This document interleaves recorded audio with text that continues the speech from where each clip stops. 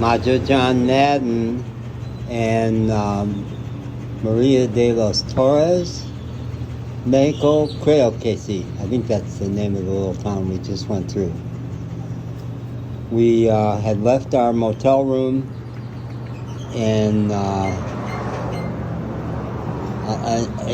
indigenous name of that little town that I can't pronounce.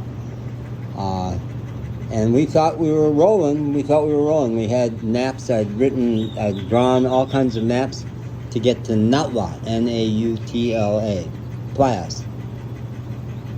Tres Horas, 3 hours south of Veracruz.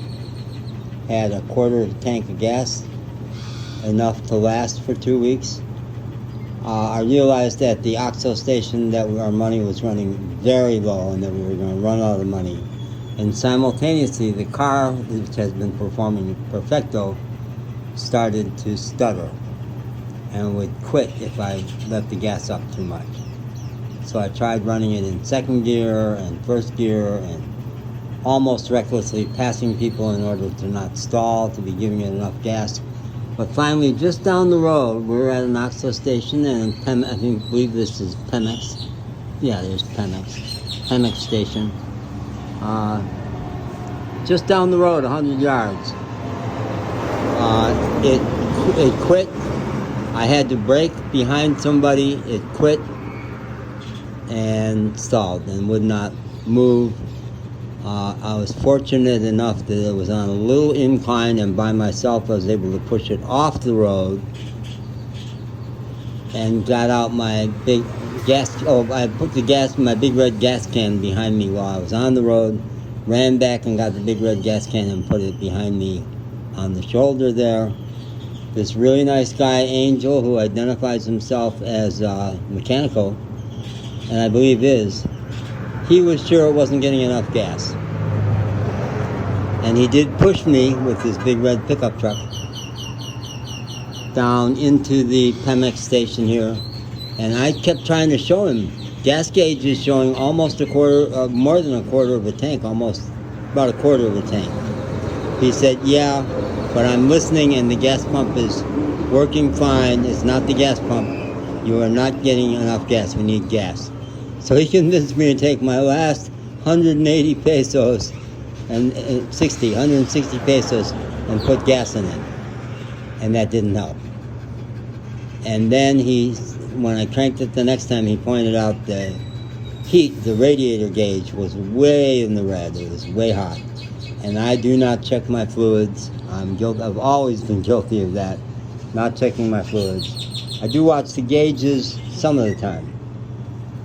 So he says he's coming back in 2 hours once it's cooled off. He says it's not safe. I know you have to give it time so it doesn't explode in your face. He said he'd be back in 2 hours. The two guys working on this little station over here, I don't know what this is.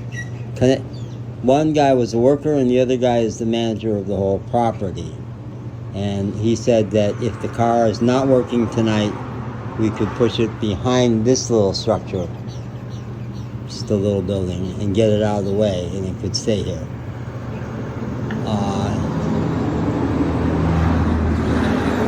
I don't know if Angel lives around here, if he can work on it, and I could pay him in 2 weeks. We have a history of that, of paying mechanics after the fact, and Mexican mechanics can be awfully good. Josue helped us an awful lot back in Victoria, and Roberto and his father Gato back in Los Fresnos, Texas. Unlicensed Mexican mechanics can be really good and are often willing to work that way. I've been through this exact scenario. I'm having such a flashback. 3 years ago at this time, Pancho, my little chihuahua, and I were ready. We were over the homeless scene in Asheville. I got some money. I had money for gas. No, I didn't have much money. I couldn't have had much money because less than an hour heading back up to the mountains. We were going to go back up to Burnsville. We were so happy. Less than an hour, I made a wrong turn, and the car broke down in a curve. It was after the rush hour. No one was really using that road, but it was right in a curve. And I bet it was Woodfin. I bet it was the Woodfin police who came along and said, we can't let it stay there. That's a dangerous spot. We have to tow it away.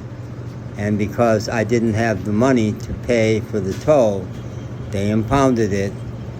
And one of the nice cops, as a gesture, broke a rule and gave us a ride back down into Asheville, where we have friends. So at midnight, he dropped us at the top of the road towards A-Hope, the place where homeless service is. But there was nothing going on there at that time of night. So we walked from A-Hope. It wouldn't have been more than a few blocks over to the Haywood Street community. Haywood Street Congregation. It was a church that gave homeless services, meals and stuff. And it was cold that night. I remember it got down to 32, and somebody gave me a blanket, and we had just a little bag, probably like a big reusable Ingles supermarket bag, with what we could get out of the car before they impounded it. And that was one of the most difficult nights of my life, freezing out there. And I have a great video somewhere back in the iCloud showing me 2 days later. Wasn't even the next day, because the next day we managed to get indoors. My friend Michael and Alea lived near there in West Asheville, so we got out to West Asheville somehow, and they let us stay in their den that night. I remember that quite well. But the next day, we were walking down Louisiana Avenue in Asheville, very steep, very narrow little sidewalk, very busy road, down to T-Mobile. Was that T-Mobile? Or I think we were T-Mobile already. I think it was the T-Mobile office was down there. I don't know why we would have been going there. But I have a video that shows how I was decompensating. I was losing it. It's a great teaching tool about people who are cavalier about homeless people. How hard it is living on the street. I've always regarded it as here's a pretty, in some ways, put together middle-class guy, one night on the street, and I'm unraveling. I don't feel like I'm unraveling now. We've had lots of experiences since then. We've been homeless a lot. I've spent a lot of nights on the street, probably 10, total of 10 or 11 nights without having a vehicle like that. Tonight we have our vehicle. It's not cold, it's hot. It's hot. Here in the parking lot, there won't be the mosquito issue, probably. I probably will sleep. It's been the mosquitoes that have made us unravel. And this is just, if today is Wednesday, it was Monday that we left Bear behind. So we went through one hell of a day, both of us, on Monday, which included me at certain points getting so angry at Magic because he was joining Bear in being defiant, that I left him a couple of times and never intended to leave him behind, but made him run an awful lot to catch up with me. So what this poor dog just went through was, when I was, before Angel showed up, I let Magic out of the car, and he was in the bushes next to the car. And when Angel showed up, I got so focused on getting the car going that we pushed the car down here, and when I went to get Magic out of the car, he wasn't in the car, because he wasn't in the car. He had been out in the bushes. And I went looking for him, and he wasn't answering, and I was saying, God, don't do this to me. I had to let go of the dog 2 days ago. I'm not about to lose Magic. And then he showed up, coming down the street. A couple of street dogs chasing him, trying to harass him. He's not afraid of them too much. But he's afraid of me leaving him. It must have been very scary. I don't know what that was like for him when suddenly I took off again without him.